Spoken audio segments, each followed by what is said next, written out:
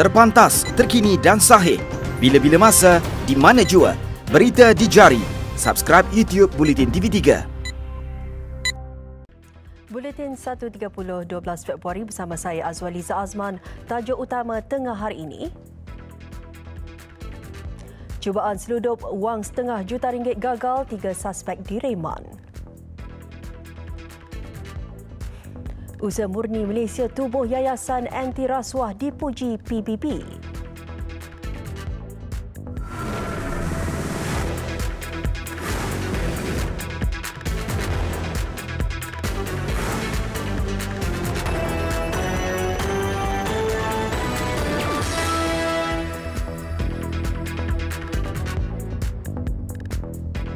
Assalamualaikum dan salam sejahtera. Jabatan Kastam Diraja Malaysia mematahkan cubaan menyeludup masuk wang ringgit Malaysia dan baht Thailand bernilai anggaran RM500,000 di Pengkalan Hulu Perak bersempadan Malaysia-Thailand. Pengarah Kastam Perak, Dr. Muhammad Saprin berkata, wang berkenaan ditemui pihaknya selepas melakukan pemeriksaan dalam sebuah kereta Honda Accord yang dipandu seorang wanita bersama 2 penumpang juga wanita. Hasil pemeriksaan didapati pegawai kastam telah mendapati 3 buah beg tidak diikrarkan sebagai di dalamnya menunggu mata wang. Okey. Ketiga-tiga pemandu dan juga penumpang mengisytiharkan bahawa barang yang ada dalam beg yang disimpan dalam kereta berkenaan merupakan hanya pakaian sahaja dan makanan. Hasil pemeriksaan mendapati pemandu dan seorang penumpang merupakan warga Thailand, manakala seorang lagi penumpang warga tempatan berasal dari Sungai Petani, Kedah. Mereka ditahan pada jam 4.15 petang Jumaat lalu. Kastam masih menyiasat kemungkinan ketiga-tiga wanita berusia 40 hingga 51 tahun itu terlibat dalam sindiket. Siasatan awal mendapati mereka mempunyai rekod keluar masuk negara. Mereka direman 4 hari bermula hari tangkapan. Kes disiasat mengikut Seksyen 28-B-1 Akta Pencegahan Pengubahan Wang Haram 2001 dan Seksyen 135-1-I Akta Kastam 1967. Seorang penjenayah warga Indonesia cedera akibat ditembak ketika cuba meloloskan diri daripada ditangkap, manakala seorang anggota polis cedera di kaki dan tangan akibat dirempuh dengan motosikal oleh suspek. Kejadian berlaku kira-kira jam 9.30 malam tadi di Batu 6, Gombak, Selangor. Ketua Polis Daerah Sungai Buloh, Superintendent Syafatun Abu Bakar berkata, suspek adalah anggota satu kumpulan samun. Kegiatan kumpulan itu dibongkar polis dalam op Pankers beberapa hari lalu. Mereka dipercayai mensasarkan mangsa yang keluar dari bank di sekitar Sungai Buloh, Petaling Jaya dan Shah Alam. Suspek cedera di kaki kanan. Polis merampas sebilah parang daripada suspek. Suspek dibawa ke Hospital Kuala Lumpur untuk rawatan. Kes disiasat mengikut Seksyen 307 Kanun Kesiksaan dan Seksyen 6-1 Akta Bahan Letupan Kakisan dan Senjata Merbahaya. Pertubuhan Bangsa-Bangsa Bersatu PBB memuji Kerajaan Malaysia dan Perdana Menteri di atas inisiatif murni menumbuhkan Yayasan Juara Anti Rasuah Antarabangsa Perdana PIA-CCF. Dilancarkan oleh Tun Dr. Mahathir Mohamad malam tadi, PIA-CCF akan bertanggungjawab untuk dana Juara Anti Rasuah Antarabangsa dan melengkapi aspirasi konvensyen PBB mengenai rasuah UNCAC. As such, it also adversely affects the country's ability to achieve the Sustainable Development Goals. It has been estimated that corruption costs more than 5% of global GDP annually, with estimates of global money laundering at around $500 billion annually. Threats to countries around the world. It weakens institutions Tambahnya, PBB memandang tinggi kepada semua yang berpegang teguh dalam prinsip mereka walaupun dalam menghadapi cabaran dan ancaman yang besar. PBB juga gembira dapat melihat negara-negara di rantau ini telah berusaha untuk membina rangka kerja undang-undang dan institusi mereka mengenai pelindungan saksi dan orang yang melaporkan. PIA-CCF penting kerana ia bertindak sebagai sistem sokongan untuk pegawai-pegawai anti rasuah yang telah menjadi mangsa dan tertakluk kepada penganiayaan dalam menjalankan tugas.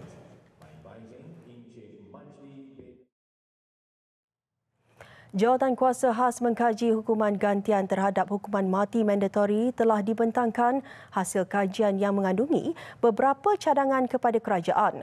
Menteri di Jabatan Perdana Menteri Datuk Liew Wee Kiong berkata, bekas Ketua Hakim Negara Tan Sri Richard Malanjum membentangkan hasil kajian yang amat komprehensif iaitu laporan setebal 128 muka surat kepada beliau.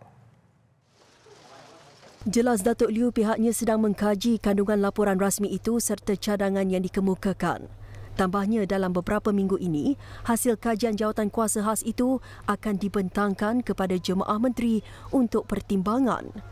Semua tindakan dan keputusan lanjut mengenai laporan rasmi itu serta cadangannya akan diambil berlandaskan keputusan kolektif jemaah menteri. Jawatan kuasa khas itu, kata Datuk Liew, mengadakan pelbagai sesi libat urus di seluruh negara bersama segmen masyarakat berbeza dalam tempoh 4 bulan sejak ia memulakan kajian pada 20 September lalu. Kerajaan akan mengumumkan satu pakej rangsangan ekonomi bagi membantu mengekang impak wabak COVID-19 selewat-lewatnya awal bulan depan. Pengumuman yang dinantikan industri tempatan itu akan dibuat Perdana Menteri Tun Dr. Mahathir Mohamad. We had a meeting yesterday. It was a closed-door meeting where we had very frank discussions, and I think we met for 3 hours, and we will be having a series of further meetings. But I think this is, as I said, this is a stimulus package, so we have to be ready. As I said, the timeline will be end of this month or early March. We hope earlier than sooner.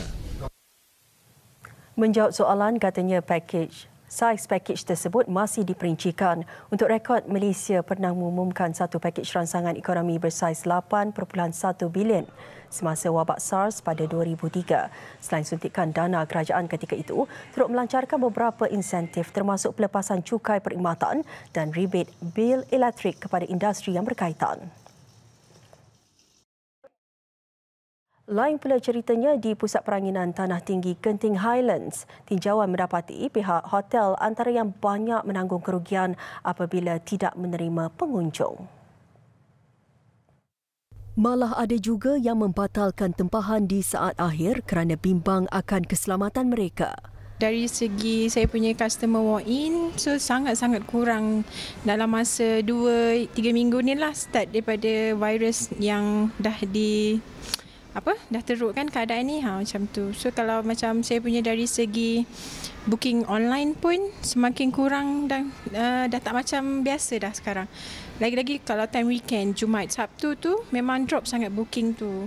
Rata-rata pemilik premis makanan juga resah ekoran ketiadaan pelanggan. Keadaan itu dianggap sebagai fenomena luar biasa kerana kawasan berkenaan kebiasaannya menjadi pilihan dikunjungi pelancong. Perniagaan sangat teruk lah, tengok satu orang pun tak ada. Itu turis pun tak mari yang. Itu Malaysia punya orang pun tak keluar rumah, pun tak keluar makan. Saya kawan pun tak keluar makan. Memang lengang. Dia luar biasa. Dia punya kesan dia ni memang luar biasa lah. Pasal kawasan ni kawasan pelancongan kan. Jadi kesan-kesan kebanyakan peniaga sini mengharapkan pada pelancong. Jadi kesannya memang teruk lah. Hasil tinjauan, pihak pengurusan juga mengambil langkah pencegahan terhadap kaki tangan seperti memakai topeng penutup hidung dan mulut. Jemaah haji kini boleh melakukan transaksi keuangan dengan mudah menggunakan kad debit iBank Islam Visa Tabung Haji. Kad debit yang diperkenal Bank Islam Malaysia Berhad ini tidak mengenakan sebarang caj kepada pengguna bagi pengeluaran tunai di Arab Saudi pada musim haji. Di Arab Saudi nanti kami bekerjasama dengan rakan di sana untuk menyediakan khidmat ATM machine dan juga cash withdrawal facilities lah. Jadi mesin itu walaupun bukan mesin milik Bank Islam, tetapi dari segi kita kata proses pengeluarannya akan seamless. Asalkan yang mesin tu yang ada Visa network boleh. Dan apa yang kita telah buat adalah untuk memastikan perkhidmatan yang kita berikan ni adalah penambahbaikan kepada apa perkhidmatan yang telah sedia ada. Kad debit iBank Islam Visa adalah kad bayar rosot pertama diperbuat daripada polyethylene tariff tallet berkualiti tinggi yang boleh dikitar semula selain membolehkan pelanggan membuat pembayaran di lebih 60 juta lokasi niaga dan mendapatkan akses tunai di lebih 2.5 juta termasuk mesin pengeluaran wang automatik ATM di seluruh dunia termasuk Arab Saudi. 100,000 pemegang kad disasarkan dalam tempoh setahun. Suruhanjaya Penerbangan Malaysia MEFCOM mengumumkan Pelan Indo-Ekonomi 2021-2030 yang mengandungi cadangan pembangunan industri penerbangan awam dengan objektif untuk memaksimumkan penyambungan udara. MEFCOM turut menggariskan 3 tonggak strategik mewujudkan persekitaran komersial yang adil dan berdaya saing, membangunkan infrastruktur lapangan terbang yang sesuai serta menarik modal insan yang mantap. So in our view, Malaysia needs to have a strong institutional framework behind the aviation industry here, and the key components of this would be a strong Ministry of Transport and also a strong aviation regulator. Terdahulu berlangsung taklimat media mengenai masa depan ekonomi industri penerbangan awam Malaysia. Pada taklimat sama, MEFCOM turut mengeluarkan laporan kesan ekonomi dan implikasi penurunan taraf penarafan Lembaga Penerbangan Awam Malaysia CAAM. Ia berikutan penurunan taraf kepada kategori 2 yang dibuat oleh Pentadbiran Penerbangan Persekutuan Amerika Syarikat FAA November tahun lalu.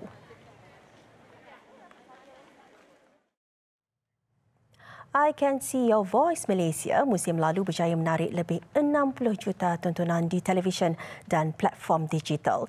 Edisi musim ketiga pula dijangka bakal menarik lebih ramai penonton kerana pembaharuan format permainan selain penampilan Yusri Abdul Halim sebagai ahli panel penyiasat suara sumbang yang baru. Ketua Pegawai Eksekutif Rangkaian Televisyen Media Prima Berhad, Johan Ishak berkata, pihaknya yakin dapat menarik lebih banyak tontonan di televisyen mahupun di platform digital pada musim kali ini. Kelainan yang pertamanya dari segi panel penyiasat untuk I Can See Your Voice ni, kita ada nama barulah Yusri yang menggantikan Silen Paul. Ternyata apabila kita tengok chemistry Yusri dengan panel-panel lain yang sedia ada ini memang kelakar. Memang kelakar dan kita rasa yang ini akan viral lebih hebat lagi daripada season 2. Musim lalu, program berkenaan mencatatkan rating terkumpul untuk kesemua episod berjumlah 11.4 juta penonton. Manakala tontonan di platform digital pula meraih jumlah tontonan sebanyak 62.5 juta. Masa saya diberi tanggungjawab ni, saya diberi tanggungjawab untuk menjadi seorang yang senior yang lebih serius dan tahu selok-belok tentang industri. Tapi dalam game ni you tak boleh serius, because apa saya kata pengalaman yang saya ada bila masuk dengan diorang dan penyamar pun sangat bagus sampai saya pun confused. Program hiburan popular yang diadaptasi dari Korea Selatan ini bakal menampilkan artis jemputan. Antaranya Datuk Hatan, Era Fazira, Mira Filza, Sufian Suhaimi, Rosita Cik Wan dan ramai lagi. I Can See Your Voice Malaysia musim ketiga yang menampilkan Oppo sebagai penaja bersama bakal menceriakan hujung minggu bermula Ahad ini jam 9 malam di TV3. Bertemu kembali. Lebih 500 kaki tangan hospital di Wuhan, China sah dijangkiti wabak COVID-19 pertengahan Januari lalu. Kebanyakannya adalah kaki tangan di Hospital Wuhan, Zhehe dan Hospital Rehman.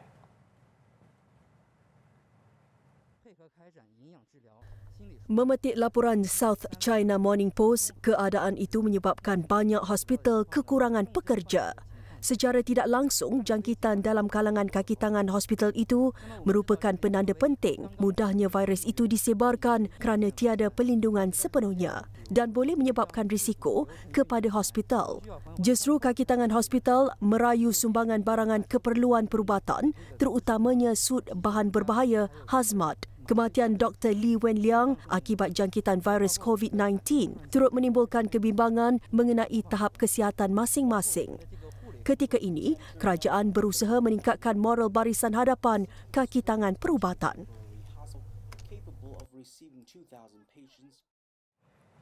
39 lagi penumpang kapal pesiaran Diamond Princess yang kini dikuarantin di perairan Jepun disahkan positif COVID-19. Menteri Kesihatan Jepun berkata ia menjadikan 174 penumpang kapal sama disahkan positif wabak berkenaan.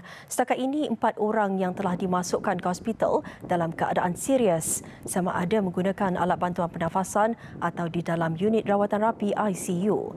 Diamond Princess sebelum ini dikuarantin dan semua penumpangnya tidak dibenarkan mendarat sebaik tiba di perairan Jepun sejak minggu lalu. Ia selepas seorang bekas penumpangnya yang sebelum ini mendarat di Hong Kong disahkan positif COVID-19.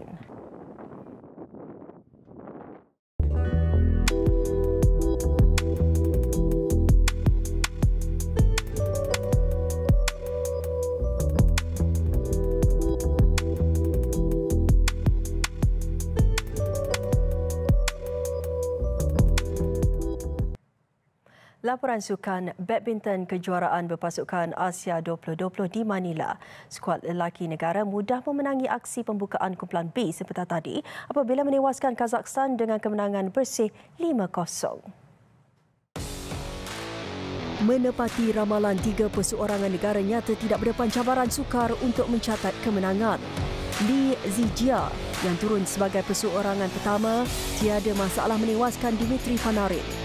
Chiam Junwei yang beraksi selepas itu juga tidak memberi ruang buat Arthur Niyazov untuk meraih kemenangan straight game. Sandaran seterusnya, Liang Junhao juga menggalas tugas dengan baik bagi menjinakkan Kaimurad Kulmatov. Giliran 2 pemain beregu lelaki negara Aaron Chia dan So Wo-yik terlalu handal buat gandingan lawan dengan kemenangan 21-11, 21-11. Begitu juga Go Zifei dan Nur Izzuddin yang cemerlang menumpaskan lawan dengan keputusan 21-9, 21-4. Hanya menampilkan 3 pasukan dalam kumpulan B, Malaysia akan menentang India esok bagi penentuan juara kumpulan manakala Kazakhstan tersingkir selepas mencatat 2 kekalahan. Skuad wanita negara juga akan turun beraksi esok dan berdepan cabaran sukar menentang pasukan pilihan Jepun dalam aksi pembukaan kumpulan W.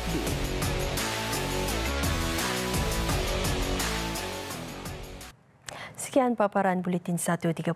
Kami tinggalkan anda dengan jentera baru Ferrari bagi Formula One musim 2020 dengan kelajuan dikurangkan berbanding tahun lalu. Saya Azwaliza Azman.